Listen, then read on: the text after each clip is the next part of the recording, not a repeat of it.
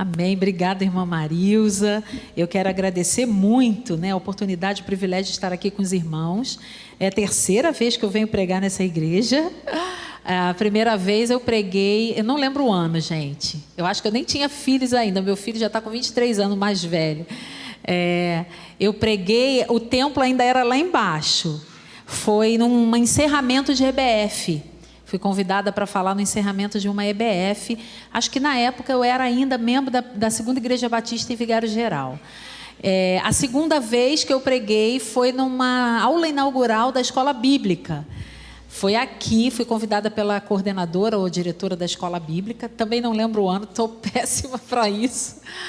Não sou de exatas, números, não, nada comigo, Mas eu vim e já fui aqui, fui recebida pelo pastor Cláudio, pela congregação, pela igreja. Foi um domingo pela manhã, igreja cheia, foi bênção. E a terceira vez eu agradeço a oportunidade, ou estão querendo realmente confirmar, se eu me dando mais uma chance, ou realmente os irmãos gostaram, e eu fico muito feliz. Agradeço a indicação da Marilza, a confiança do pastor Davidson, tá certo, Davidson, a confiança do pastor Davidson, e eu amo, gosto muito quando eu vejo lá as mulheres de Lilás reunidas em aniversário, em festa, e algumas pessoas pensam assim, mas isso já está ultrapassado. Não está.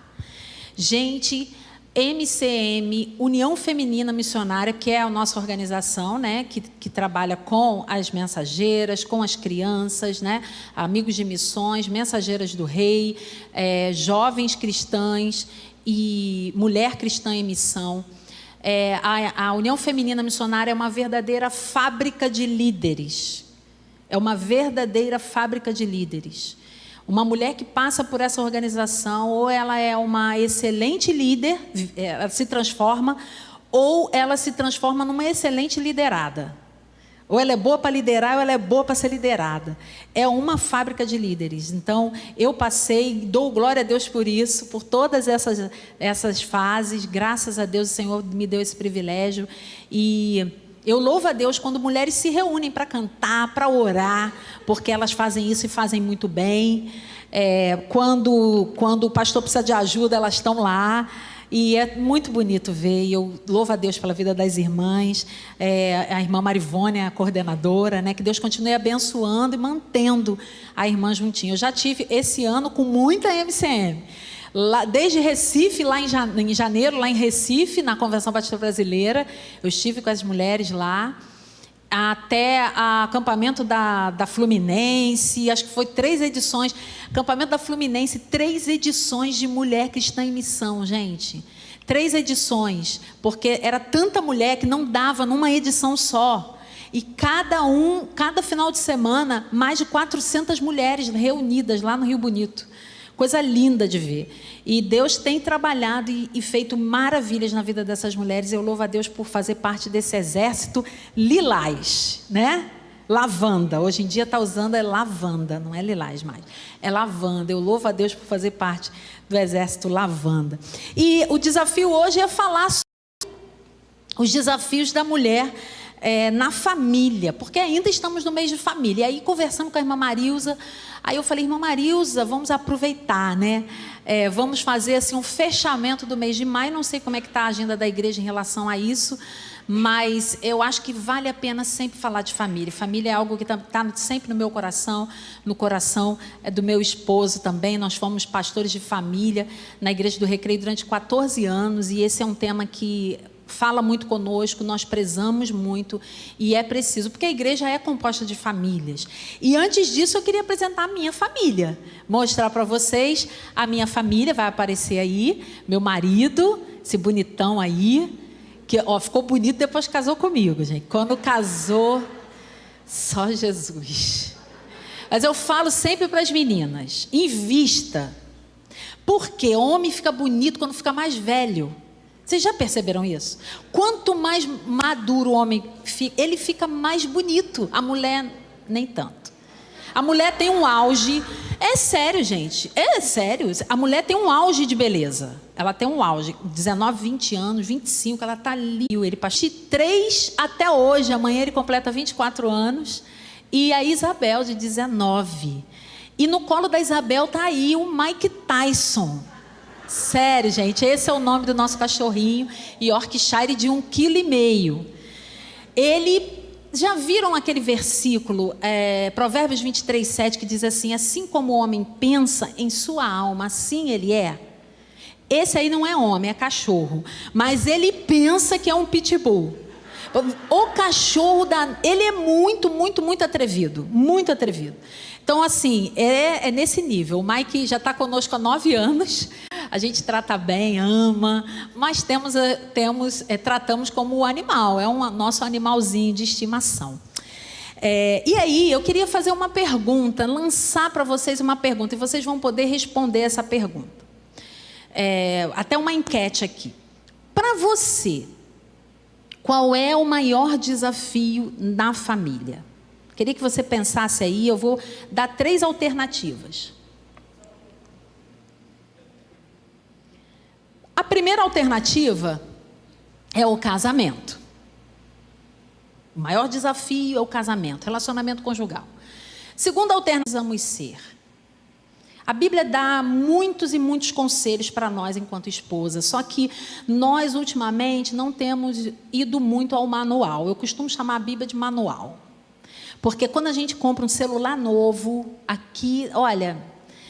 eu sei que aqui acontece, lá em Madureira não, mas aqui acontece. Toda vez que você compra um celular novo, os membros aqui da PIB de Vista Alegre, ou compra um tablet, ou qualquer equipamento, ou um móvel, primeira coisa que você faz é abrir o manual, não é? Com certeza, o pastor faz isso. E aí você lê o manual todinho, na primeira página até a última, depois pelas mãos. Você precisa ser uma mulher que honra a sua família, seja companheira deles, não negligencie o ministério do seu marido nem dos seus filhos. Gente, triste ver uma mulher entrar num gabinete nosso chorando porque o marido não é crente. E está cheio de mulher dentro da igreja que reclama porque o marido vai embora tarde, porque ele está participando do ensaio, ele está resolvendo alguma coisa, ele está numa reunião. Minha irmã, agradeça a Deus, ele está na igreja, ele está com você. Então honre o ministério que Deus está dando para ele, para os seus filhos também. Pô, mas esse menino não sai da igreja, deixa ele lá. Melhor lugar para o jovem estar é dentro da igreja, é aqui nas 4 paredes. E mesmo assim a gente tem que continuar orando. Um outro papel pelo qual a mulher foi criada foi para administrar o lar. Nós precisamos ter uma administração habilidosa de tudo aquilo que é trazido. Hoje a mulher está no mercado de trabalho também, graças a Deus. Mas todo o dinheiro que chega na casa não é metade meu, metade seu, ou então o meu salário é meu, o seu salário é nosso. Tem muito isso, né? As mulheres às vezes pensam isso. Não, de forma nenhuma. Os nossos salários são nossos, o salário de cada um de nós é nosso salário, é o salário da família.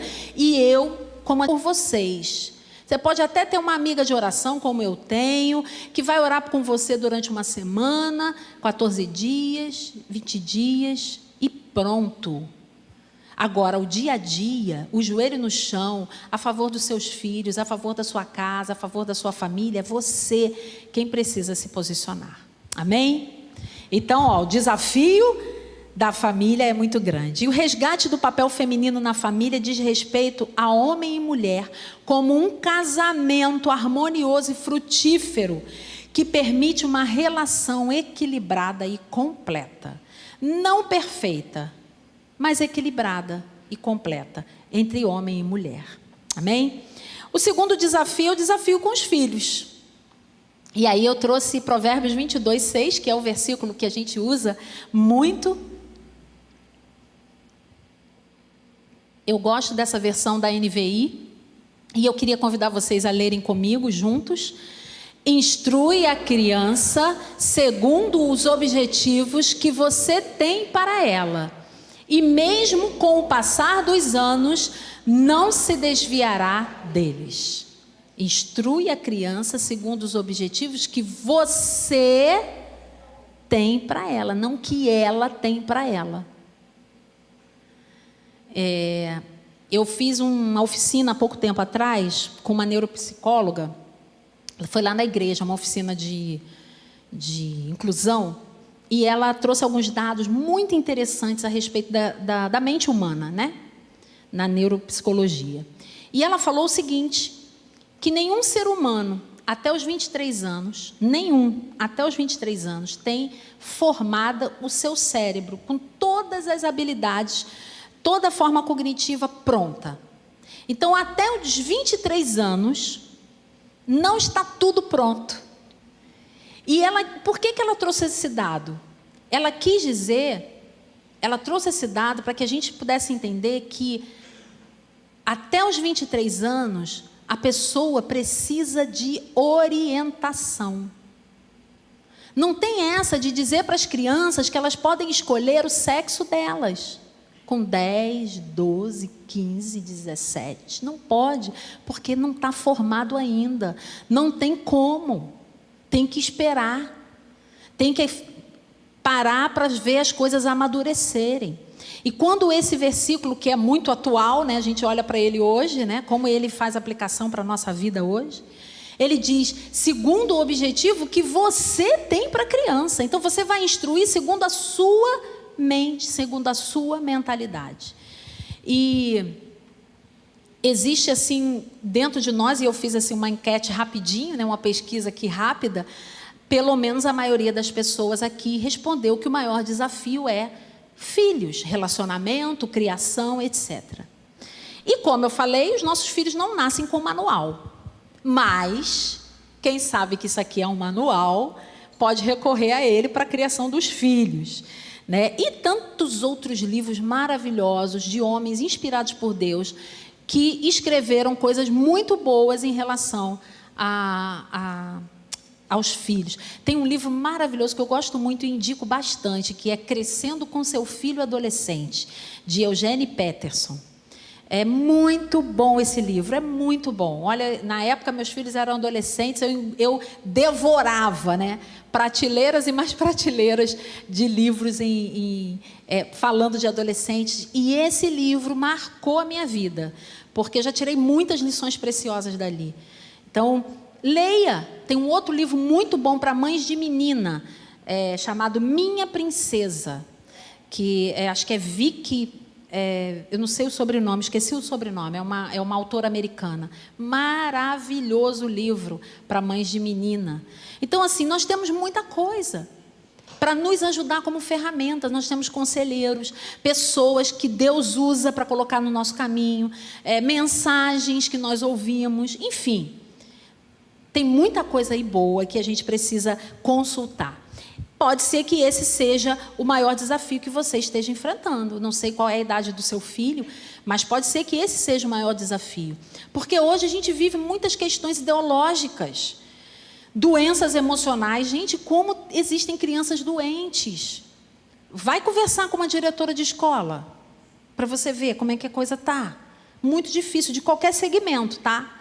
Não precisa ir lá para o ensino médio, não. Você pode ir para os segmentos menores. Crianças doentes emocionalmente e muito desequilíbrio, que estão cercando os nossos filhos desde o ventre. Desde o ventre. Está lá na barriga, né? Está ainda sendo formado, mas olha, já tem seta maligna. E muitos casais não sabem lidar, principalmente com as crianças hoje em dia. Por que isso? Porque nós, na nossa infância, nós fomos muito oprimidos. E assim, eu nasci em 72, que eu olhei 5 aqui, mas eu nasci em 72. E cresci nos anos 80. Eu fui filha de zelador de igreja. Eu me lembro que o meu pai me acordava 6 horas da manhã no sábado, para eu ajudar minha mãe a limpar a igreja. Era assim, desse jeito. Então, se a gente fala isso para um adolescente hoje, ou passa essa ideia de que eu tinha que ajudar. Não, tinha mesmo, gente. E não tinha essa almofadinha, não, pastor. Era um banco de madeira pura, que você tinha que passar óleo em tudo, varrer tudo, lavar as coisas todas. E era assim, às vezes igrejas não eram muito grandes, mas algumas eram, e para 2 pessoas, para 3 pessoas, era muito trabalho. Foi dessa forma que Deus me forjou, foi dessa forma que os meus pais me criaram. E às vezes eu me vejo dando muito mole para os meus filhos.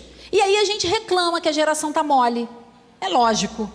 Ninguém acorda às 6 horas da manhã para limpar banco de igreja, que era o que acontecia comigo. Eu me lembro que eu pedia para ir para vigília, né? Estava uma moda de vigília de Bento Ribeiro naquela época. Tive tantos problemas, pastor, com essa vigília de Bento Ribeiro, porque os irmãos lá da Igreja Batista não aceitavam de jeito nenhum, achavam que era um lugar... Gente, era maravilhoso. Quem teve a oportunidade de ir, sabe. Mas assim, eu pedia ao meu pai dizia, pode ir, não tem problema não, mas quando você chegar, de manhã você vai direto para dentro da igreja para limpar a igreja.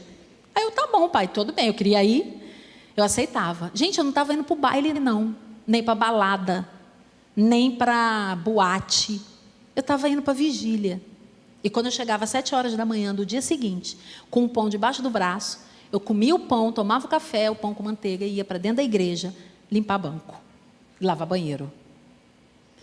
E aí, quando nós crescemos, que eu estou falando de mim, aí nós queremos dar do bom e do melhor. Eu cresci, gente, a minha casa tinha um quarto e 6 mulheres, filhas. O casal ficava no quarto, lógico. Meu pai era durão, tem essa não, vem para cá não, vou dormir aqui sozinho com a sua mãe. E nós nos virávamos na sala, na cozinha, dormindo. Só que quando a gente casa, não, eu tenho um filho menino e uma menina, eu vou fazer uma casa de 3 quartos, um quarto para cada um, né? Eles têm que ter a privacidade deles. E hoje a gente quer dizer para eles que eles precisam estar mais forte, entrar no mercado de trabalho. Não tem essa. Eu acho que muita coisa, muito mole, entre aspas, que nós demos, hoje a gente está colhendo alguns frutos. E nós vemos uma geração que o autor Issam Itiba chama de parafuso de geleia, que você aperta e ele não entra na parede. Outro livro bom para você ler, tá? Quem ama, educa. Principalmente quem é pai e mãe de filho pequeno. Então, hoje, nós precisamos olhar do ponto de vista de Deus. Nós já tivemos, durante muitos e muitos anos, centenas de anos, um patriarcado. O que é o patriarcado? O patriarcado é uma forma de organização social que predomina o quê? A figura paterna. E nós tivemos isso durante vários séculos, até mais ou menos o século XIX. Depois, com o movimento de emancipação feminina, nós tivemos o quê? O matriarcado crescendo, porque os homens foram para a guerra, morreram, então as mulheres começaram a comandar. Hoje nós temos uma palavra que já está sendo usada, chamada creantearcado, onde quem manda na casa são as crianças. Errado. Eu fui líder de ministério infantil 4 anos, numa igreja grande aqui no Rio. E eu já vi criança dizer, não, eu não quero ficar aqui não, mãe, vamos para a praia. Não, mãe, vamos para o shopping. E os pais pegarem tudo e ir embora para o shopping. Criança de 4 anos. Eu já vi. Eu já vi casais dizendo assim, nós decidimos ficar nessa igreja porque fulaninho gostou tanto daqui. Gente, quando que uma criança decide a igreja que os pais vão congregar? Isso não existe. Isso não existe. O que Provérbios diz? Segundo os objetivos que você tem para ela, não que ela tem para mim. Não é ela que vai ditar o que a gente vai fazer. Sou eu que vou dizer o que é melhor, como pai, como mãe, como educador, como tio, como avó até mesmo. Então, nós não podemos deixar esse creantearcado. Hoje já existe, já está. A criança manda na família. Nós vamos para um lugar onde a criança pode estar. Nós vamos para um lugar onde vai ser bom para a criança. Nós vamos para isso e para aquilo. Não, errado. Infelizmente, a gente está caminhando já para um outro estágio, que é o Estado que vai ser o dono da criança ou o dono da família. Eu não sei se vocês já viram um quadro, eu acabei não colocando aí, esqueci. Um quadro chamado Le République, de 1848. Ele representa um homem másculo, com peitos mesmo de mulher, amamentando crianças com a bandeira da França ficada assim. Isso quer dizer o Estado amamentando as crianças, o Estado criando as nossas crianças. O Estado não pode criar as nossas crianças, porque as nossas crianças são nossas, das nossas famílias, amém? As crianças são nossas, nós é que vamos decidir o que é melhor para elas. Segundo o quê? Segundo o manual. E a paternidade, sob a perspectiva de Deus, ela precisa acontecer dentro da nossa casa. A primeira perspectiva que Deus tem a respeito da paternidade é a aliança. A aliança não é nossa com o filho, porque nós não fazemos aliança com o filho. Nós fazemos aliança com o nosso cônjuge. Os nossos filhos farão alianças com outras pessoas quando eles se casarem. Então, quando um filho olha o princípio de aliança no nosso casamento, ele se sente muito mais seguro para crescer. Então, parem de priorizar o casamento, a criação do filho, e priorize o casamento, porque é isso que a criança precisa, segurança. A segurança de que os pais estão juntos, que eles são fechamento, que eles dizem não juntos também. Isso é o princípio da aliança, é a perspectiva de Deus a respeito da família, da criação de filho. Uma outra coisa é o relacionamento. A paternidade é um relacionamento, não é isso que o Senhor Jesus faz conosco? Não é isso que Deus faz conosco? Ele não quer se relacionar? Da mesma forma, nós precisamos nos relacionar, é vida na vida. Precisamos ter tempo sim, às vezes a gente não tem muito tempo, mas quando tiver, tenha um tempo de qualidade, tenha relacionamento. Uma outra coisa que vai ajudar muito em relação à criação dos filhos é a recompensa. Os filhos não são as nossas posses, os filhos são a nossa herança, mas eles não são nossos, eles vão embora. Mas nós precisamos zelar pelo caráter de cada um deles, para quando eles estiverem prontos para ir embora, saírem de casa, eles estejam com um caráter forjado, um caráter bíblico, com valores da palavra. Um outro valor, sob a perspectiva de Deus, é a dependência. Educar filhos não depende da sua força, nem do seu conhecimento, nem da sua reputação, nem dos seus diplomas. Educar filhos depende da nossa dependência a Deus. Nós vamos pedir a Deus misericórdia, Senhor, porque realmente não vem colado nenhum manual, não vem. A gente vai olhar a Bíblia, vamos ver o que a Bíblia diz a respeito disso, vamos ver o que a Bíblia, outros livros que nos ajudam, vai falar sobre isso, mas a nossa dependência tem que ser do Senhor. E por último, o legado.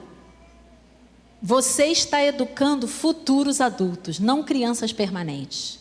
Você precisa deixar um legado na vida deles. Eu não sei quantos anos seus filhos têm, alguns de repente já têm filhos já casados, mas isso serve ainda. Deixar um legado não é só deixar uma herança, um dinheirinho no banco, uma casa, não. Deixar um legado é deixar uma história, uma memória.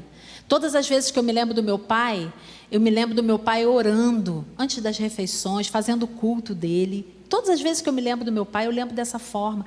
Esse é o legado que ele deixou. Meu pai não tinha dinheiro nenhum, era aposentado pelo INSS. Não deixou, ele deixou, tadinho, deixou dinheiro para minha mãe. E ela recebe lá o dinheirinho dela. Mas o legado maior é esse, saber que ele foi um homem que se converteu, foi um homem de Deus, que fez aquilo que Deus chamou ele para fazer no tempo que ele teve. Isso é deixar um legado. Amém? E o terceiro desafio, estou quase acabando, tá? A mulher, ela deseja 3 coisas. E essa é uma dica que vai ficar aqui para os rapazes que não são casados. Eu não vou pedir para levantar a mão, porque teve uma igreja que eu pedi uma vez para levantar a mão. Gente, eles ficaram com tanta vergonha. Como se fosse vergonha, né? Você ser solteiro jovem. Mas a dica, porque são coisas que as mulheres querem. O que elas mais desejam? Elas não querem um anel de brilhantes, elas não querem um carro do ano. Não é isso. Isso é bom, né? A gente até gosta. Um colar de pérolas, mas não é o principal. Toda mulher deseja 3 coisas. Ela deseja ser bonita, ela deseja ser importante.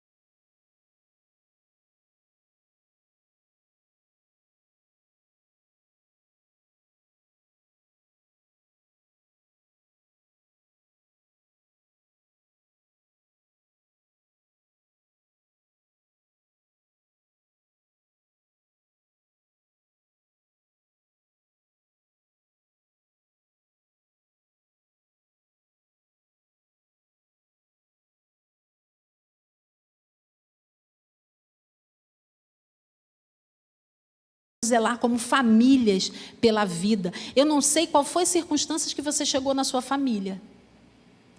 Eu não sei se foram boas as circunstâncias ou não, e isso não importa. Não importa, porque Deus já tinha planos para você na sua família. Eu creio em nome de Jesus. Já tinha uma missão, já tinha uma identidade, já tinha um propósito para a tua vida dentro da sua família. Então não importa como você chegou lá. Se você foi entregue naquela família, se você chegou, caiu de paraquedas, se você chegou fora ou dentro do casamento, olha, não importa. O importa é que você chegou. E nós, enquanto mulheres, precisamos do reconhecimento. Precisamos, homens, a mulher precisa ser elogiada. Ela quer se achar bonita. Ela quer que as pessoas a achem ela bonita. Ela se arruma, ela se produz. E é saudável você dizer, nossa, como você está bonita. Como você está diferente. Que coisa linda. E a mulher faz isso desde sempre, desde que ela nasceu. Por quê, gente? Infelizmente, a gente tem uma cobrança muito grande da sociedade, né? A sociedade taxa e especifica um padrão e um perfil de beleza, às vezes inalcançável. Porque diz que toda mulher bonita tem que ser magra. Isso é mentira. É mentira. O apóstolo Pedro diz que a mulher bonita de verdade, ela tem uma receita. A mulher bonita... Gente, é mais difícil ser bonita, de acordo com o apóstolo Pedro, do que ser bonita esteticamente falando, tá? O apóstolo Pedro, lá no capítulo 3, 1 Pedro 3, de 1 a 5, ele diz que a mulher bonita de verdade, ela tem um temperamento dócil. Olha só, difícil. Ou difícil. Faz a listinha aí. Temperamento dócil, é afável, é cordata, é liderável, é mansa, é atenciosa. Acabou com a gente, né? Essa é a mulher bonita de verdade. A mulher bonita de verdade não é aquela que bota cílios, que opera a barriga, que faz botox.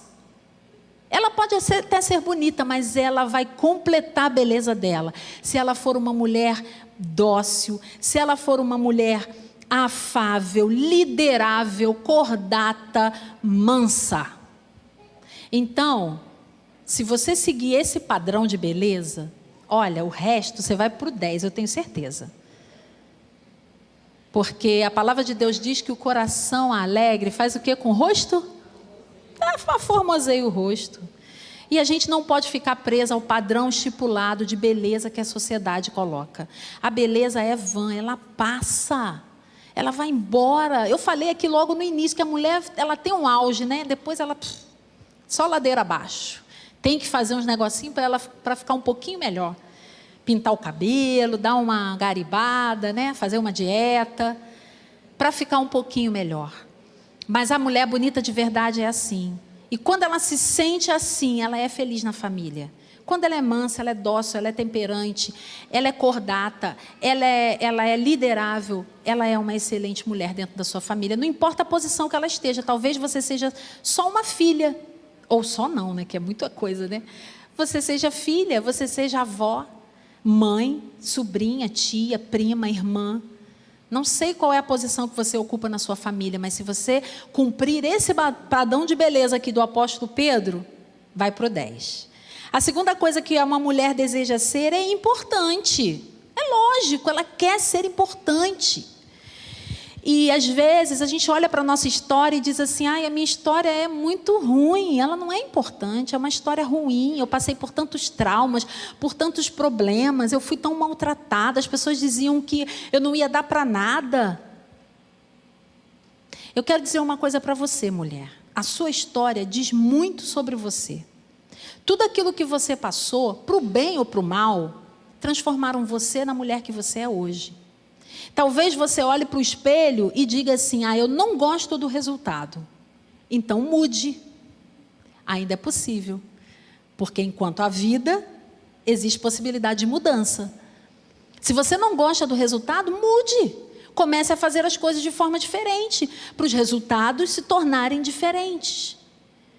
Uma outra mentira que a gente ouve a respeito da importância da mulher é que a mulher só é importante se ela estiver no mercado de trabalho. É mentira também.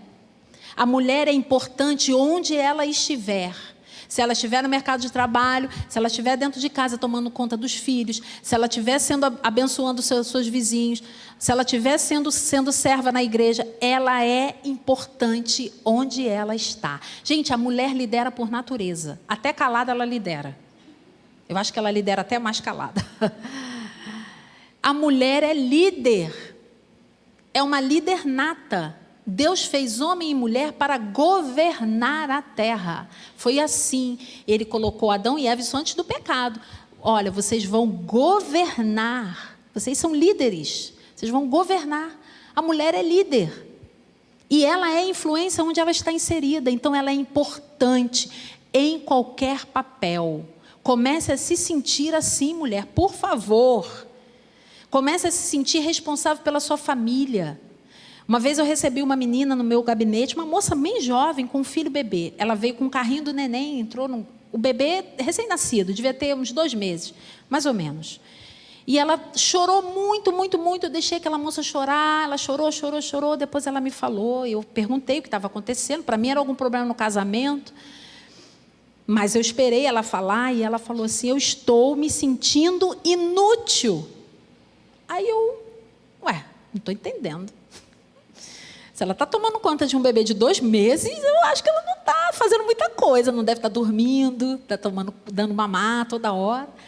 Mas aí eu perguntei, por quê? Porque eu não estou no meu trabalho. Ela era professora. Porque eu estou de licença e eu estou em crise, porque eu não aguento mais. Eu quero trabalhar, eu quero me sentir importante. E aí eu comecei a conversar com ela, eu falei assim, olha, não tem trabalho mais importante do que cuidar dessa criança. Você é a pessoa ideal para fazer isso. Deus nos dá responsabilidades, às vezes, que nós julgamos não serem importantes. Às vezes, Deus nos dá a oportunidade de servir numa área bem pequena, entre aspas, né? Porque eu não acho que nós somos um corpo em igreja. Todas as áreas são importantes, mas às vezes há uma área que alguém julgue ser insignificante. Se estamos fazendo bem o trabalho, precisamos fazer o melhor. Nós precisamos fazer o melhor naquilo que estamos desempenhando.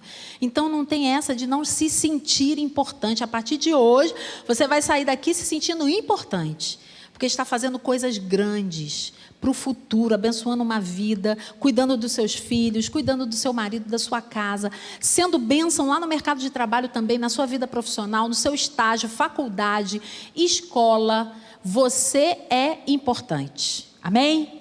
E terceiro e último lugar, a mulher deseja ser amada.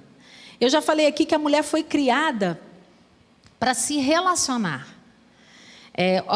A Trindade viu que o homem estava sozinho. Não existia nenhuma criatura ali no jardim que correspondesse ao homem, que fosse igual, que fosse do mesmo gênero, né? Que tivesse ali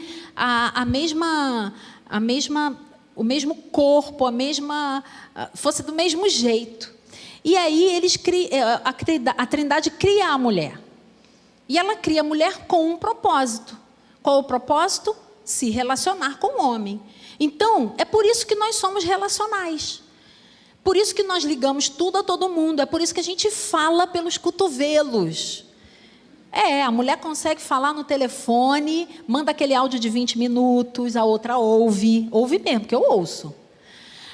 Liga para a mãe, conversa 1 hora, e o marido fica olhando, as pessoas da casa, não sei como é que tanto conversa, porque tem assunto para mais de metro. Porque a mulher é relacional, nós somos assim. Você chega numa fila, vai para um lugar, um consultório, daqui a pouco a mulherada está toda conversando, já perceberam? Todo mundo se conhece, já sabe onde mora, quantos filhos tem, a vida da outra. Se não estiver fazendo, uma faz a terapia da outra.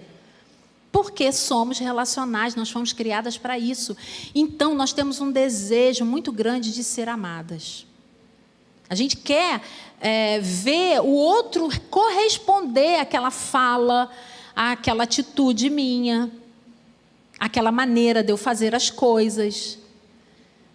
E às vezes nós fazemos de tudo para sermos amadas. E aí começam os problemas. Porque ser amada não é ser útil. Quando você é amada por causa por causa das coisas que você está fazendo, as pessoas no fundo não te amam. Elas estão se beneficiando daquilo que você faz. Porque vai ter um momento, mulher, homem também, tá? Que você não vai conseguir mais fazer. Você vai envelhecer, você vai precisar que outros cuidem de você. Você vai se aposentar. E aí? O que vai acontecer? Nós não podemos trocar amor por utilidade. Nós devemos amar as pessoas, independente do que elas façam ou não por nós. É lógico que tem muita gente que tem aí a linguagem do amor de servir, né? É a linguagem que faz, é o serviço, gosta de servir, gosta de dar presente, gosta de fazer pelo outro, ok, maravilhoso, mas também tem que receber. Porque a linguagem do amor é servir, então eu também quero servir, eu também quero ser servido. Eu vejo que a pessoa me ama, ela fazendo aquilo por mim. Então, mulheres, muito cuidado em entrar num relacionamento e dar o tempo todo, sem receber nada. Meninas que estão aí escolhendo ainda namoro, namorado, noivo, casamento, muito cuidado na escolha. Porque às vezes a gente entra num relacionamento sempre se doando muito, esperando um retorno que às vezes não chega. Porque o outro fica numa zona de conforto sem fim e não se casa e vai passando o tempo, 5, 10, 15 anos, e está lá aquela moça perdendo tempo, investindo seu tempo, servindo e vendo o tempo passar e nada acontecer. Então, muito cuidado. Não queira ser útil, queira ser amada. E eu sei que tem muitas mulheres que não se sentem amadas, e eu quero terminar essa palavra dizendo isso. Tem muitas mulheres que dizem, olham para um lado, olham para o outro e dizem assim, ninguém me ama. Não vejo, ninguém correspondeu ao amor. Eu quero dizer uma coisa para você, e você não pode esquecer. Deus amou tanto você. A gente já falou do Salmo 139, a forma linda que você foi criada. Mas Ele amou tanto que Ele deu o único filho dele para morrer no teu lugar. Isso é o maior amor que nós podemos receber de alguém. Então, quando você perceber, ou se de alguma forma você olhar para um lado, olhar para o outro, e não tiver ninguém que diga assim, eu te amo, Jesus realmente ama você. Deus ama você e deu a você aquilo que Ele tinha de mais precioso para você estar aqui hoje, para salvar a tua vida e salvar a tua vida na eternidade também. E para concluir, os desafios da mulher na família perpassam por todo esse conjunto. Todo esse conjunto. Esse conjunto de fatores que, via de regra, a gente não dá tanta atenção. Gente, é tanta coisa para falar, né? É tanto conteúdo. Mas é muito importante a gente entender que nós precisamos nos relacionar bem com a família do cônjuge. Que nós, para ser feliz, né, para ter um casamento equilibrado, para ter uma família equilibrada, que nós precisamos entender e ter em mente sempre a missão do casal. Não perca isso, casal. Vocês têm uma missão juntos.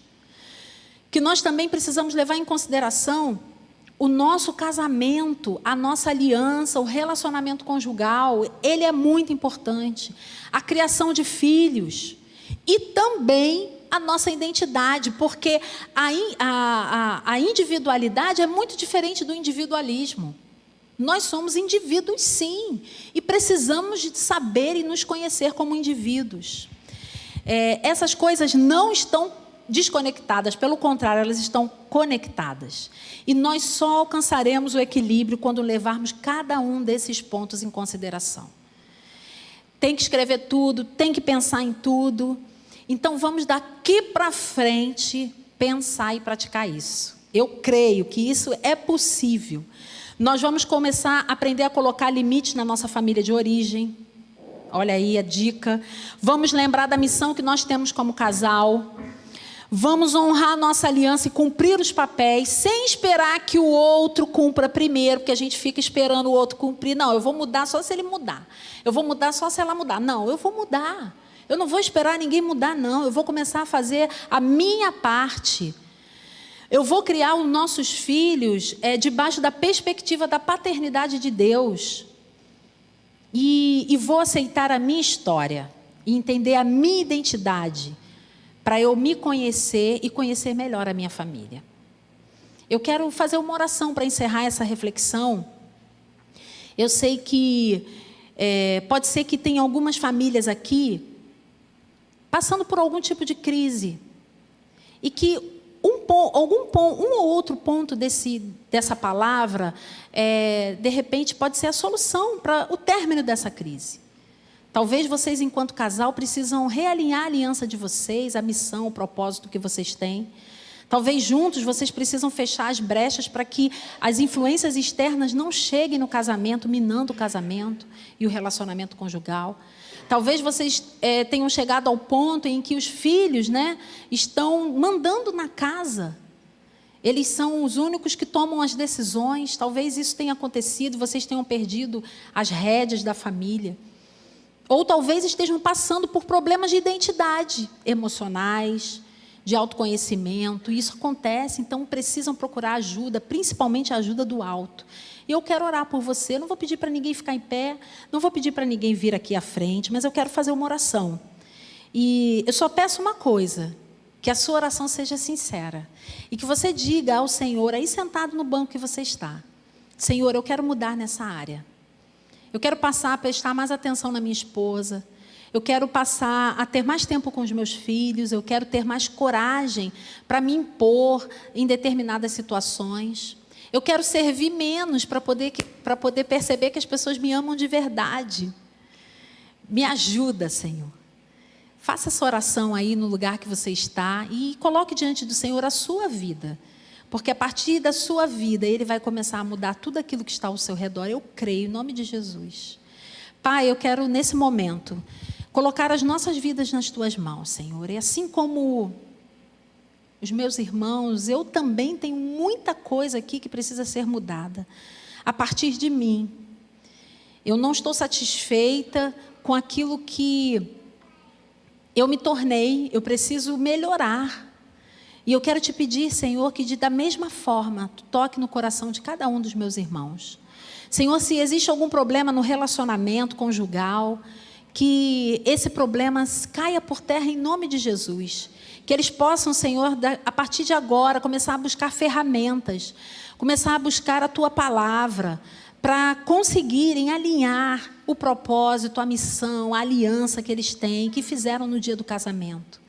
Se existe algum problema, Senhor, também de relacionamento entre pais e filhos, eu quero te pedir em nome de Jesus que seja agora renovado. Te pedir, Senhor, que haja diálogo, que haja abertura. Eu te peço também, Senhor, que haja autoridade de alguns pais, porque às vezes nós perdemos autoridade dentro da nossa casa, porque temos ideias equivocadas do que seja realmente criar uns filhos. Então eu te peço em nome de Jesus, dê novamente a esses pais a autoridade que eles precisam dentro do lar. Abençoa os filhos também, para que eles se sintam seguros dentro de casa, para que se houver ou se de alguma forma eles estiverem passando por algum problema emocional ou até mesmo físico, Senhor, que Tu cure, abençoe e que use essa família para ser a resposta que eles precisam. Eu te peço também, ó Deus, que Tu trabalhe na individualidade de cada um aqui. Nós, Senhor, somos produtos da nossa família de origem. Nós trazemos, Senhor, uma bagagem muito grande daquilo que nós recebemos durante o nosso crescimento. E às vezes essa bagagem não é uma bagagem muito boa. Mas nós queremos agora, Senhor, colocar sobre Ti todo o fardo, todo o peso, tudo aquilo que tem nos atrapalhado a caminhar em família. Se tiver algum trauma, se tiver alguma decepção, se tiver alguma ferida na alma, cura agora em nome de Jesus, Senhor. Que haja perdão, que haja reconciliação e que haja um tempo novo em família, um novo tempo, um renovo, Senhor, na vida de cada um de nós. Eu coloco, Senhor, também a MCM dessa igreja nas Tuas mãos. São mulheres, Senhor, que se reúnem há tanto tempo. Elas têm um propósito, elas têm uma missão. Mas eu quero te pedir que tu também trabalhe na individualidade de cada uma delas. Visite cada uma delas agora. As suas famílias, as suas casas. Que elas possam, Senhor, ser cheias da tua alegria. Que elas possam continuar fazendo o teu trabalho da melhor forma possível. Com toda alegria no coração, Pai. Obrigado, a Deus, por esse tempo. Nós te agradecemos. No nome de Jesus, amém. Amém.